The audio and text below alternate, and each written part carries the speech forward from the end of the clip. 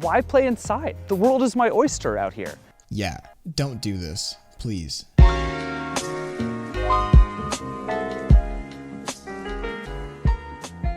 VR headsets are actually pretty robust. As long as you're buying from a reputable HMD manufacturer like Oculus, HTC, Samsung, or any of the other leading VR hardware manufacturers, you really don't have to worry about breaking it by being too rough. There are, however, a few things that you should get into the habit of never doing to your headset. Let's start with the big one. So, unless you're the Wall Street Journal and you got your headset for free and want to directly disregard every warning in your headset's manual, just don't take your headset outside in the middle of the day. I mean, there are warnings about it literally everywhere to avoid direct sunlight, and the manufacturers didn't waste the resources on stickers for nothing. You know, as a kid, you'd take your magnifying glass and line up the sun just right with the glass to burn things? Yeah, well, the exact same thing can happen to your new shiny headset. The lenses inside your headset refract light to a single point, and that's how you can actually see the images in the headset, somewhat optically correct. When sunlight hits the lenses, all of those bright photons are focused directly on your HMD screen, and can catastrophically destroy your screen. Unless you like a dark burn-in spot of dead pixels, or worst case scenario, a completely non-functioning headset, definitely listen to the manufacturer's warnings on this one, and just keep your headset out of direct sunlight. If you do happen to burn your screen, it certainly won't be covered by warranty, and you'll either be in for an expensive repair or a complete replacement. The next thing has to do with your lenses. So if you've ever been in VR before, you know that sometimes your lenses can get a little foggy with an intense play session. I find this particularly true with Beat Saber. While things like a VR cover or a well-ventilated room can definitely help with this problem, it's still going to be a problem at some point. Okay, I understand you're in an intense play session and want to get back as soon as possible, but whatever you do, just don't wipe your lenses off with your shirt or a rag. Yeah, you can definitely get away with it for a while, and I'll admit I used to do this all the time. That was until I scratched my Oculus Go's lenses and had to deal with the smudge and blind spot for the entire time I owned the Go. It's really super easy to circumvent this. If you're playing VR near a desk, just keep a microfiber cloth right on your desk. And if you're using a Quest or a Go, just keep a microfiber cloth in your case or near wherever you store it, and throw it in your pocket. Believe me, you do not want to go down to clean your lenses after some fogging and put your headset back on to realize that you have a giant scratch along your left eye. I don't think that there's a bigger immersion breaker. I have heard of some people using various types of anti-fog coatings on their headsets and having success with it, but you have to be very careful not to use a chemical that will damage the lenses. Check with other people or the owner's manual. Along with not using your shirt to clean your lenses, a bonus thing to watch out for are body oils, for example whenever you put the headset on top of your head when somebody walks in or if you're trying to grab a drink. It's a far better practice to just remove your headset and hold it in your hand rather than have it sit on the top of your head, because the oils from your hair can and likely will brush up on the lenses. While this in itself really isn't that big of a deal, I don't think that these natural oils will necessarily hurt your headset. It's just another time you are required to clean your lenses and another chance that you could scratch it.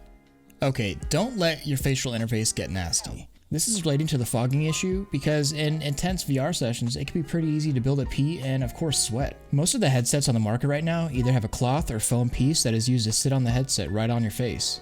Yeah, they're usually pretty comfortable, but those materials also do a really good job of collecting and soaking up sweat and other face fluids. As nasty as that sounds, this is a tech device that sits on your face for hours at a time, so it kinda comes with the territory. You really need to get into the habit of cleaning and maintaining your facial interface, making sure it stays as sterile as possible. Most HMDs have removable pieces that allow you to really deep clean the fabrics, but you can still definitely clean the headsets that don't have that option. Just make sure you read your owner's manual and find out the manufacturer's recommendations on chemicals and procedures to clean the interface, as some chemicals can be damaging to certain fabrics and foams. An alternative to the stock options are something like VR cover. I've had VR cover on my Oculus Rift for about a year now, and I really wish I'd gotten it sooner. Not only is it easier to clean and remove, but it actually became more comfortable compared to the foam on my Rift. If you do let your headset get too rank, bacteria will breed on the material and it can cause irritation, making it smell and generally create a nasty situation. You can definitely have a breakout because the facial interface is a little too dirty. This one is really easy to do, and all it really takes is some basic maintenance and cleaning your stuff. This problem can also be amplified if you have many people using your headset, say at a party or if you share a headset in the house. Whatever problems you created with your face bacteria only magnify whenever you add in more people. Finally, cords. While the new Oculus Quest and Go are both untethered systems, every single other PC VR and the PlayStation VR setup is going to have wires connecting you to your computer or console. You need to always be extremely aware of these wires, as it can be pretty easy to get a little too immersed and damage your cords, rendering your headset unusable or maybe even damaging your PC's I/O port or graphics card. I've personally seen a graphics card get ruined by having a DisplayPort cable ripped out of its side. There are a few things that you can do, however. I personally have all of my headset's wires routed onto my ceiling using a system of pulleys that were really cheap to give a pseudo wireless feeling and keep the wire secured from that place and keeping stress off of its connections. If you want me to make a video detailing my pulley system and my ceiling setup, just let me know about that. Another thing that you could do is add extension cords to your headset cables that act as a safety breakaway cable. So if any cable is going to have a quick tugging, you don't ruin your headset or PC, and the wires simply become unplugged. Replacement wires for these HMDs are actually pretty expensive, so I would avoid breaking them as much as possible. Plus, you're not going to have your headset if you do break them. I know a ton of people are getting headsets for the first time, so as long as you're wary about these things, you should be in tip-top shape to have your HMD for a long time. Don't forget to subscribe and like this video. It really helps me out a ton. I want to celebrate 50 subscribers and thank everyone that has been here to watch this channel grow.